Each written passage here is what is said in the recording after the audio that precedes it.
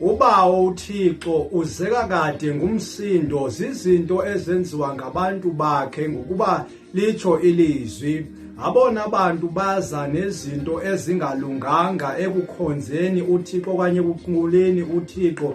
Ngabantu bakaThixo abakholiwe nguThixo basindiswa, ngabo abaphinde bahambe baphume bayothatha izinto zasezweni, izithixo zasezweni, unqulo lezinto athe uThixo mazinganqulwa, baluthathe bazithathe nezo zinto bazingenise endlini kaThixo, bazenzele endaweni engcwele kaThixo. uThixo ejongile, beba uThixo akaboni, beba bedelela uThixo, beba befuna ukwenza ukuzityebisa, beba befuna ukwenza izinto ezithandwa ngabo, babe belahlekisiwe ngumoya olahlekisayo wasemgodini ongokaSathane, udrago namadimoni akhe. Xa besenza ezo zinto baba bayala uThixo, baba benza izinto ngokuba bequmbele uThixo, ngokuba bethe badaniswa nguThixo endaweni ezithile ekuphileni kwabo, baze benze ezo zinto bazofundisa abantu bakaThixo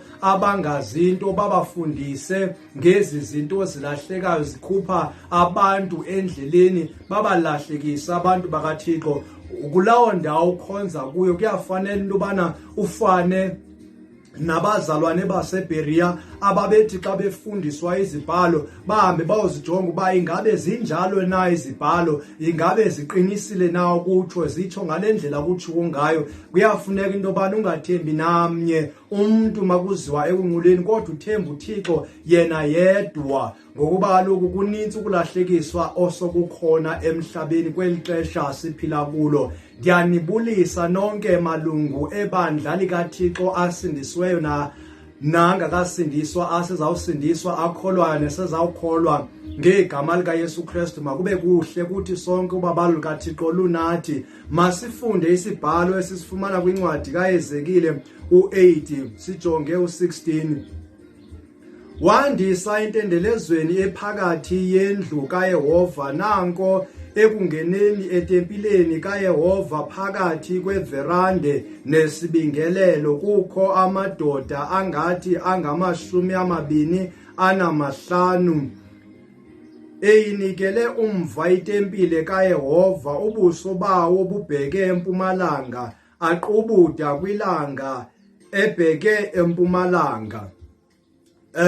Lilo eli lizwi likaThixo lithetha ngento yayisenziwa phakathi kwendlu kaThixo engcwele, apho amadoda ayethembekile, engababingeleli, engabanquli bakaThixo, ayethe enza into ongafanele ayenze, abonakala phakathi etempileni eflathele itempile kaThixo, ejonge empumalanga, enqula ilanga. Into uthi umthetho mawunganqulwa nanye into edwale nguThixo esezulwini nesemhlabeni, kodwa bona bafumaneka benqula ilanga, befundisa abantu ukunqula ilanga ngokuba bengasafuni unqula uThixo, ngokuba beba uThixo akaphenduli, kodwa uThixo ebangwe zizono zabo uba angabajongi abe nomsindo ongakubo abantu. Xa unofunda le ncwadi kaHezekiel uchapter 8 uyifunde yonke, zininzi iindawo apho uHezekiel wayiboniswa nguThixo izinto abantu abazenzayo endaweni yakhe engcwele, uhlobo lonke labantu, into ababehamba bezenza, benqula izithixo, bebhale indlu yakhe, bayenza imifanekiso yazo zonke izinto ezinyanyekayo kuThixo, benqula kwezo zinto. uThixo ababingeleli bakhe bebizwe ngamagama kule chapter. Yiloo nto efumaniseka yenzeka nakweli xesha sikulo, uba abantu ababona abafundisi, abantu ababizwa ngoopasta, iinceku, ababizwa ngoba zizithunywa zikaThixo, bethi bahambe baye ezinyangeni bayothwala, bembele izinto phakathi endlini kaThixo, benqula izithixo, benqula imimoya, benqula abangasekhoyo, ngoba befuna kube khona abantu abaninzi phakathi endlini, ngoba befuna ukukhompyutha namanye amabandla, ngoba befuna uba nemali eninzi, ngoba befuna ukuzityebisa, bangenise ezi zinto endlini kaThixo. Ungasagxilwa kakhulu ezwini, kodwa kugxile kakhulu ezintweni zokuba kwenziwe imimangaliso yokuphilisa, engeyiyo imimangaliso ephuma kuThixo, kodwa ephuma kwizinto ezingesiye uThixo, kodwa izinto zomgodi, amandla abawasebenzisa abawasebenzisayo ingamandla wezangoma, amandla kaSathane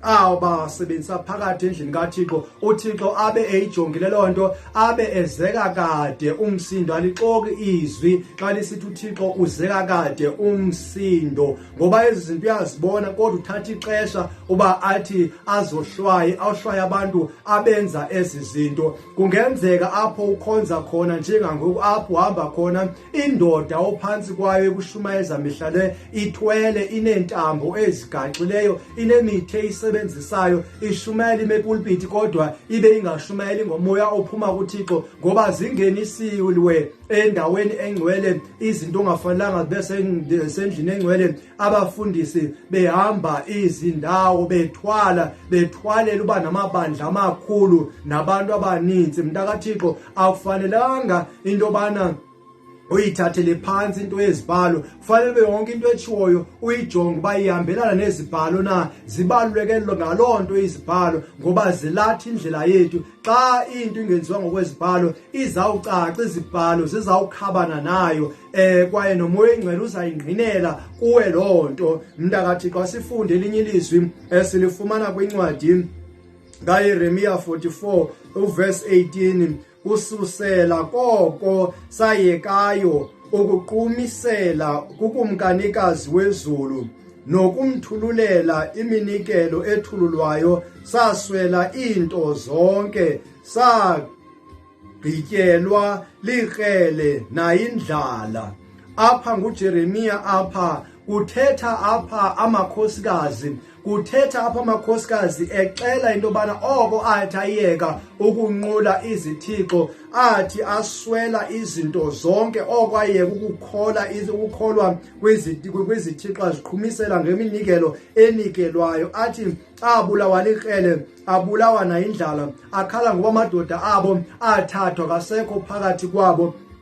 Siyayazi ke manene namanenekazi into yokubana abona abantu bathethayo apha ukuthiwa ngamakhosikazi ngabona abantu abadala isiphithiphithi noqhushululu endaweni zokukhonza, ngoba bahlala benempi abanayo aba bantu. Ukwehlukana kwamabandla, amabandla xa ehlukana, intsusa isukelele ebantwini abangoomama, neempi zabo, nemibango yabo, nefavoritism yabo, lide liqheke phakathi ibandla, ingakumbi oomama umfundisi abathelelwa zizo zonke ezi zinto. Zithi zawufika kumadodeni kube sokumoshakele kakade, liqheke kalimosheke ibandla eli likaThixo. Ngaba bakhompleyinayo abantu abangomama abayithandi indlala, abantu abangomama bathanda kuhlale kukuhle njalo.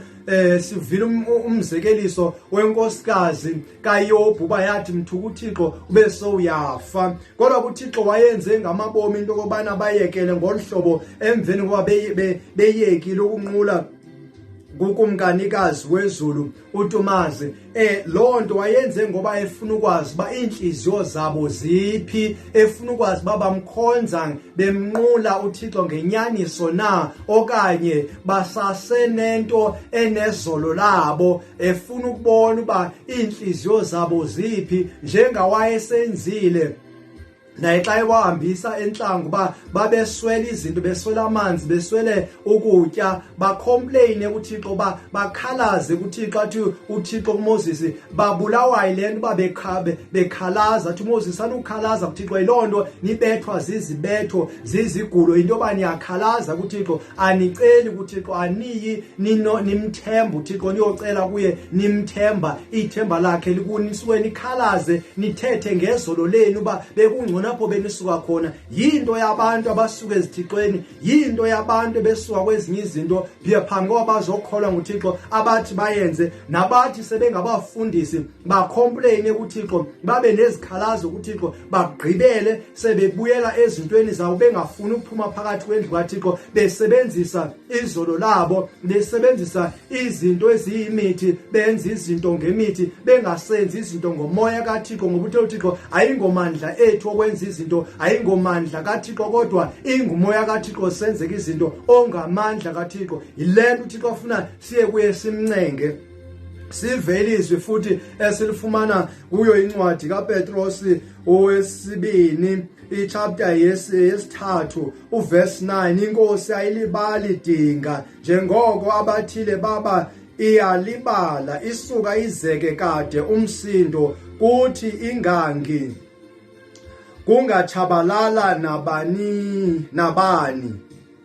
Mandiphinde, ingangi kungatshabalala nabani, ingabonke bangasinga nguqukweni. nguThixo lo ozeka kade ngumsindo, nguYesu lo ozeka kade ngumsindo. Noba izinto sezimoshakala, noba izinto sezenziwe ngendlela engekho right, kodwa abe kungangatshabalali nabani phakathi kwethu, kungangatshabalali nabani na usemisonweni, kodwa umuntu osesonweni osempazameni angaske ayibone impazamo yakhe, aguquke esonweni sakhe, akhangele uThixo, azixele izono zakhe, aguqule endleleni zakhe, afune indlela zikaThixo, angasahambi ngendlela zalapha emhlabeni, ngendlela zakhe umuntu, kodwa ahambe ngendlela zikaThixo. Yiloo nto funeka sifune indlela zikaThixo, indlela zabantu. Into enento okwenza nabantu siyeke, kodwa sifune into enokwenza noThixo, sifune into enokwenza nomoya kaThixo, into enokwenza nezithunywa zikaThixo ezilungileyo zisemhlabeni unceda thina, ngoba zingabancedi bethu. uThixo uyenza ngamabomi ke lento, ngoba abantu bayalingwa. Abantu kakhulukazi abantu abashumayelayo, abantu abaphambili, abafundisi nabafundisikazi, nama-elder webandla ayalingwa. Yiloo nto uPawuli ehlale isitsho lento uba sithandazeleni nathi bashumayeli bevangeli, uba sihlale sishumayela inyaniso, sivulelwe iminyango emininzi, kwenzeke imimangaliso, kungqinelwe izwi elisilishumayelayo nguThixo. Sithandazeleni ngoba bayalingwa abantu, bathandazela abafundisi bendawo okhonza kuyo, bathandazela abantu ohamba nabo, kodwa ungakholwa namnye kubo, ukholwe nguThixo. Ungakholwa zintsomi abazitshoyo, ukholwe lilizwi likaThixo, ukholwe ngumoya kaThixo. Yonke into kuwe ingqinelwe ngumoya kaThixo. Uba kunjalo asoze uphulukane nomqhelo wakho mntakabawo, ngoba uThixo uthanda uba sonke siguquke endleleni zethu, siwubone umbuso wakhe, singene embusweni wakhe. Kukuyo into yobana sinike umbuso wakhe, ukulawulwa nguye uThixo, ngoba umbuso kaThixo ukulawulwa nguThixo. Umbuso kaThixo ngulo ophila ngaphakathi ezinhliziyweni zethu, ulo fanele ubonakala uphila ngaphakathi, ulo silawulayo ongumoya kaThixo. Ngulo fanele siwufune ke bantwana bakaThixo abakholiweyo nabasezawukholwa nguThixo.